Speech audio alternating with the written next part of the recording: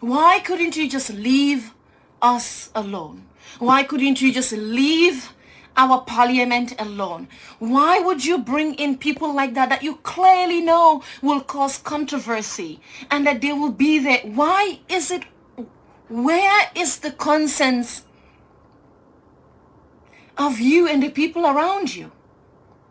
And to think that you will do this type of thing in the week of April 12th, 13th, 11th, 14th, those days, these are the days that you choose to bring us down to our knees.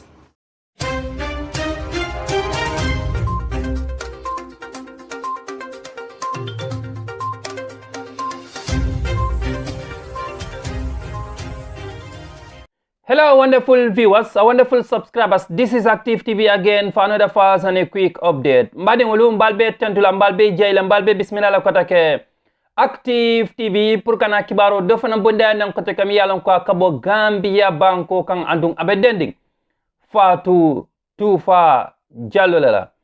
Fatou Toufa Jallow recorded a live video on Facebook where she shared her opinion on the nomination of Fabakary Tombong as the Speaker of the National Assembly and Seedy Njie as the Deputy Speaker.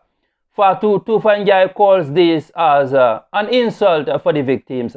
Mbadingolo Toufa ateleketa moti miyalonko afindita adiamuta Fabakary Tombong ala Tombong la kake Speaker ti diamulati National Assembly ka Seedy Njie ta ko fananke anomalankoti Toufa atele diamata kala miro fo komi Gambia dimu ako nyimunne ndirolati April 14 molmu yalonko I batata kendeke jammela maralo kono Toufa molemati mi yalonko anata mo jamaa yalong 2014 bring afindita ay accusation ko wala ay kan la Gambia la president kotola e ka fomi yako Yahya Jammeh kaytandi ko molemati mi yalonko a nyapinkane a lanyoya Toufa Jallow molemat miyalan ko science teng amantar Gambia banko kan akatale akana bari ala sabato jama kake diaspora ti dame yalan ko Gambia banko e bantala Toufa atele diamata kaytandi ko nyin nomination o fanketa lumen fana April 14 aketa kuti miyalan ko ajakalo wata kende ke katun wolum ye mol muta Gambia banko ka mol miyalan ko wala nata nyim fali on fangonat nan Gambia banko kan ka president Adama Barrow nati ka sindi Toufa etandi ko mol mansula fenjamala barobul ako bari baro nyanta katalale ko mi yalon ko leketa nun wal kanake kotake madin gol ka chogoro ka dia wala fangal da kono. Let's hear from Toufa herself. May peace reign in the Gambia. This is Active TV update. Today is on the 14th. Do you know what happened today? Do you know the significance of this day today that has brought you to power? You came to power based off of our pain. Baro, ila mansaya natan tolla dimoleka on the suffering of Gambians. We never expect much from you. We never ask you for anything. We don't ask for much. We are just like, do your terms or however long you're going to be there, go. And please do not further destroy our fabric. Do not further traumatize the country. That is the baseline and the minimum we required from you. Why?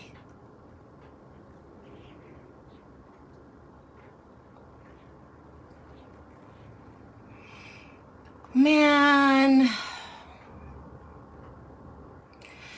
people are tired, and if you are the ordinary Gambian who doesn't know what's happening at that level, is exhausted in just trying to live, the Gambian who is in a civil society organization or runs a foundation is just exhausted from everything we have to deal with outside of the decisions that you're making. International organizations that work with the Gambia are just so done with being in conversation about issues that we really don't care about.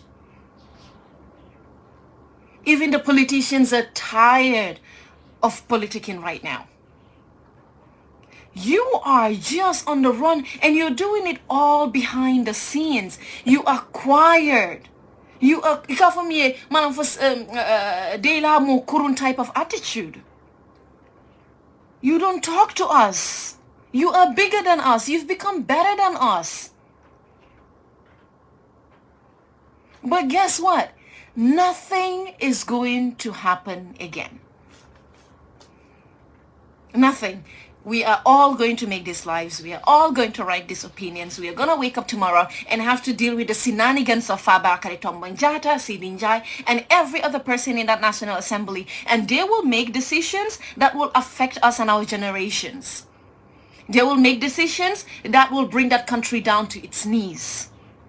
And when victims rise up, and people will rise up, then we are further destroying that country. Then you have people that have opinions to give. When we leave to say we're going to go and find justice outside, oh, they are undermining the Gambia's justice process. They are undermining the Gambian. What is it not a joke? The National Assembly. It has become a joke. Fabakary Tombong led press conference after press conference after press conference, vilifying other Gambians, vilifying the institutions we've put in place, trashing our convictions, laughing at victims of violence for 22 years. And you sat down and your conscience and your thought and everything told you it was okay to make him the Speaker of our National Assembly. Wow.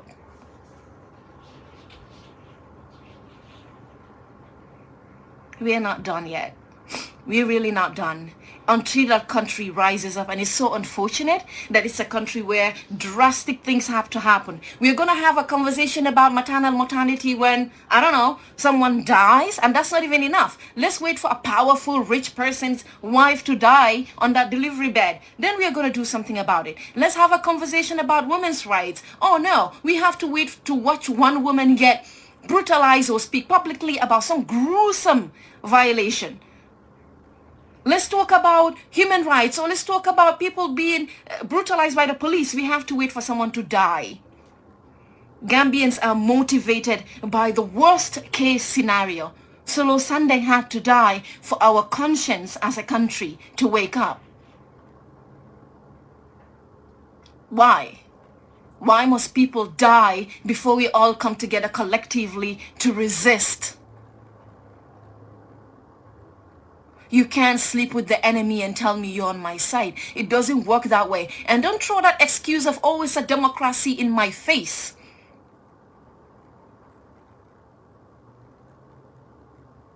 Don't throw that in my face. We cannot pick and choose. You can't keep some and jail others. And it's so crazy how you use that card of democracy when it works for you. Because when you do have your military and other institutions go after people, what happens to democracy then? And don't give me that excuses of we are all citizens and we all deserve positions. Excuse me?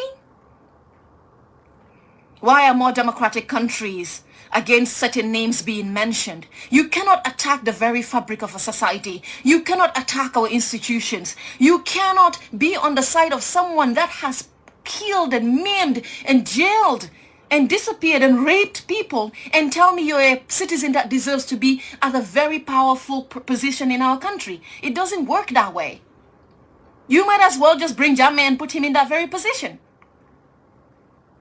And that is not beyond you at this point. The same National Assembly that we have to run to when we choose to extradite Jammeh, when we establish a court to extradite Jammeh, the very National Assembly that has to vote on if that is going to happen, that is the National Assembly you use to instill and put people that you know, they are telling you, they're literally telling you that they think Jammeh should be back. Respected citizen of the country, guarded and probably protected on our taxpayer money, because we don't matter, we are just children of poor people.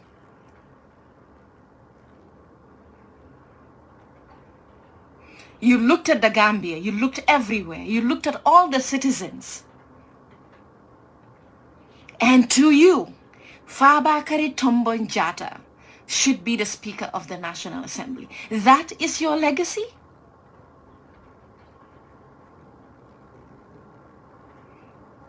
Yeah, if we're going to protest, but that's what I'm telling you. But the Public Order Act came in when? When Jammeh was in place, right? But it is still affecting us. How many years later since the Public Order Act? How many years? So that's the same thing. That Public Order Act was enacted where? In the same National Assembly that we are talking about. But the thing is, again, it is resistance and coordination that we are all agreeing on regardless of what our political affiliations are. Right? Because if we come together, if you have even about, I don't know, 5,000 people and more, if we come out in large numbers, who is going to arrest who? And where are you going to take everybody? It's easy to arrest people and take them into the PIU or wherever if it's only 5, 10, 100 people. If a country rises, where are you going to arrest and take them to? You're going to arrest the entire country? No.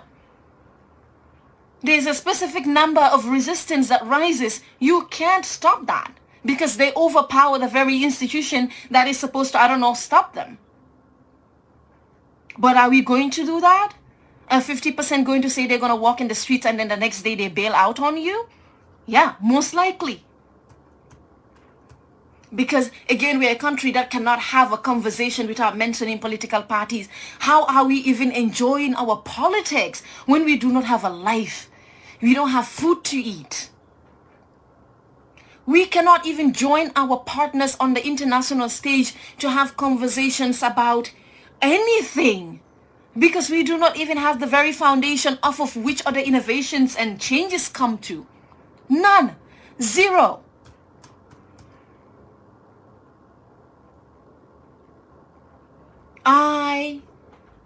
I'm done.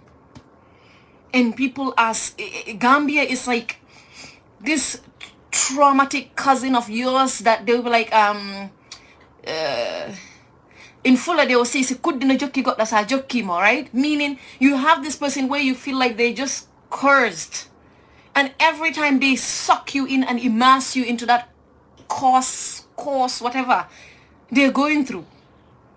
And no matter how you want to look away, they just keep punching at you and punching at you and punching at you that you have to just look back.